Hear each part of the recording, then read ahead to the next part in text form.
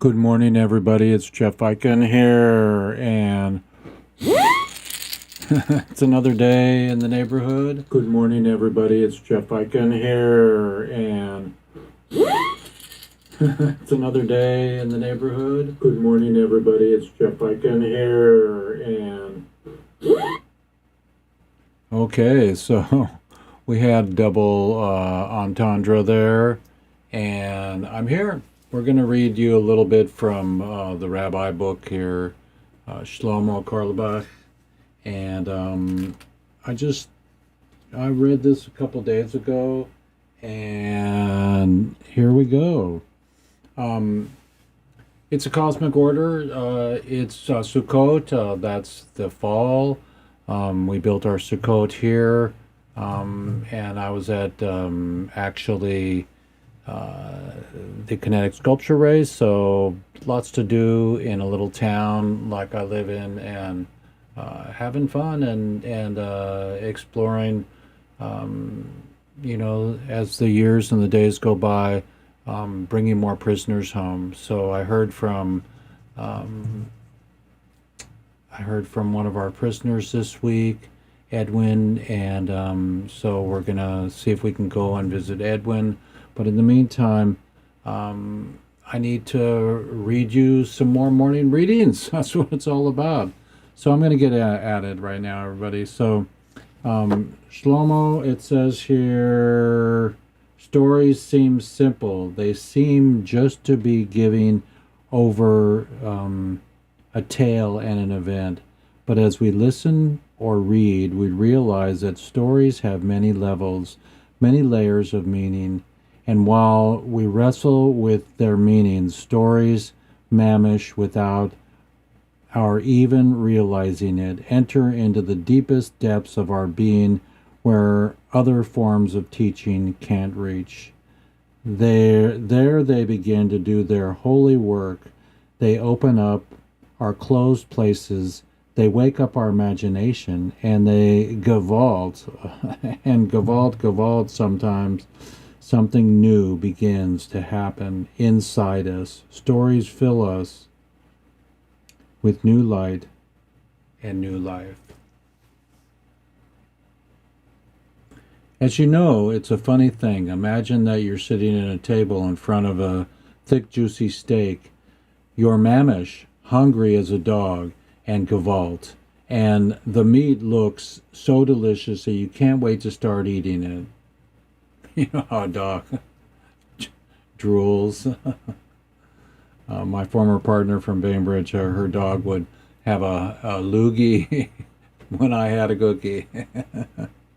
So maybe the problem isn't with the steak. Maybe the problem is that person who gave it to you is a stranger, or even somebody you didn't like so much. Now imagine that somebody gives you a little piece of fish or maybe a crust of a dry bread and doesn't sound so delicious. Right, eh? Eh? So, but the person giving it to you, sometimes you love with all your heart. It, mamish, has a flavor that is out of this world. Sometimes you go to a restaurant and eat soup, and sometimes you eat soup that sometimes is made for you with so much love that what's the difference? It's really simple.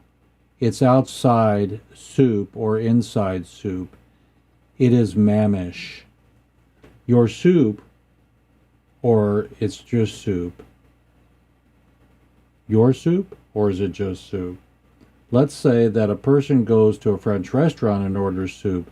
Is he jumping out of his skin with joy because he's getting there to eating soup? No, because it's just ordinary soup. Or is it? Some morning readings, everybody. Now imagine that the same person comes home and his wife is waiting for him with soup, and that she made herself. Ah, it's another thing altogether, because if somebody who loves you gives you soup that was made just for you, then it's really your soup. This is a soup story, I guess.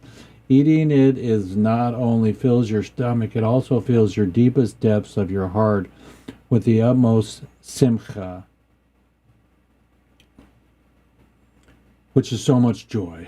And then the mamish don't need anything anymore. Everybody knows that Reb Emelech of Lisnik was never totally in this world. He was always lived somewhere between heaven and earth. Just before he passed away, he was very sick and could not eat. His son, the holy R. Lazer, got very worried. Father, he begged, please listen to me. I'm so afraid for you.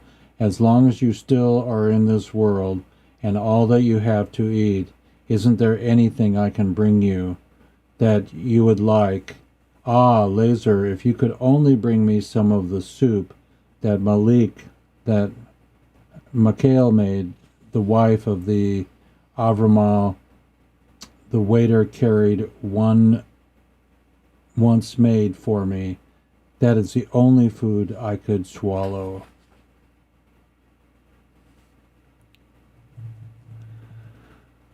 Lazer immediately ran into a broken down shack of Avramad. Water carried the knocked on the door. Malik was answered, and Lazer cried, Malik, fast! My holy father is very sick. Please tell me how to make the soup once again. It's all he'll eat. To Lazer's surprise, Malik started to cry. I'm so sorry, she sobbed. Let me tell you the story. You know my husband, I just pour the simple Jews, not learned only on a high level, but we loved and honored your Holy Father so much that we were always dreaming that maybe one day Reb Emelech would come to visit. But of course, we never had that chutzpah and the audacity to invite him. And then a few weeks ago, we saw your father walking down our street. Our man thought might be the big chance, so he ran outside to speak to him. Now my husband is really very shy man, and he didn't know what to say or how to invite the Rebbe to our house. He just stood there silently as your father passed by.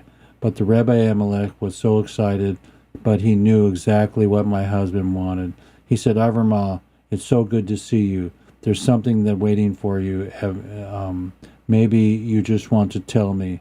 Still, Avrama said, could do what was stammer. Rebbe, you think you could? Of course, my friend, Rebbe finished for him. I would be honored to come to your house. I just had known what you wanted, that you wanted to invite me. I would have visited you there before. I had always known that my husband would fall for this simple yet yid. It's just is really a very holy man, and he saw your father and treated him with the utmost kavod. With so much honor, I knew Rebbe, so realized that in the depths of his soul, Avramad is the holiest of holy. The truth is, Lazer, our house is usually filled with sadness, hunger, and pain. But with the Emerlich came, it felt like the Gan Eden, like heaven. Avramal said, we were so happy and didn't know what to do with ourselves. My husband was so mamish, shining from one end to the other of the world, to the other. Neither of us knew what to say to your Holy Father, but it really didn't matter. We were just so glad that he was here. The three of us sat together quietly at the table, and it was absolutely beautiful. Suddenly, Avramad jumped up from his chair and cried, Mikhail, what's going on? Quick, before the food, bring some food for your holy guest. I ran into the kitchen. All I remember was that I had no food in the whole house, and we hadn't eaten in 3 days. I know what to do. I looked around the kitchen. All I saw was a fire burning on the stove. I filled a pot with water and put it over the fire. Then I took a spoon and started stirring the water, and tears fell into the pot as I prayed.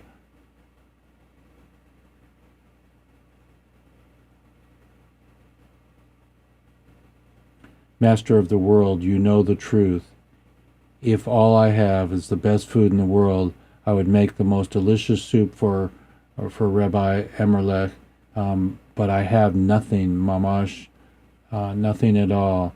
God in heaven, you have everything. Everything exists from you. In your storehouse, heaven, you have every kind of food, every kind of taste.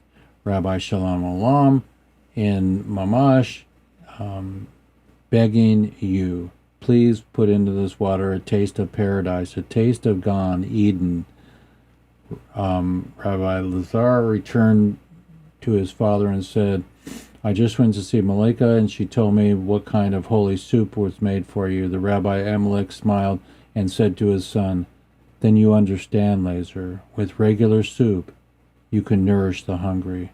But with soup made like Malika's, you can mamish and bring people back to life.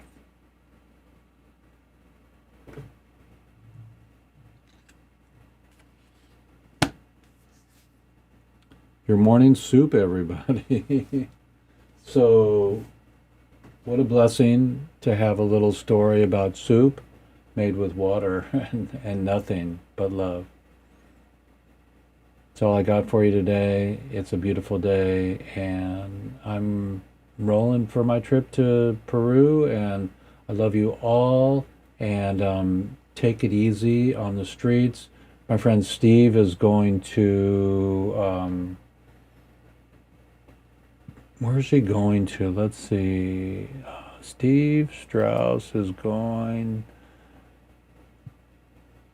on a very beautiful trip to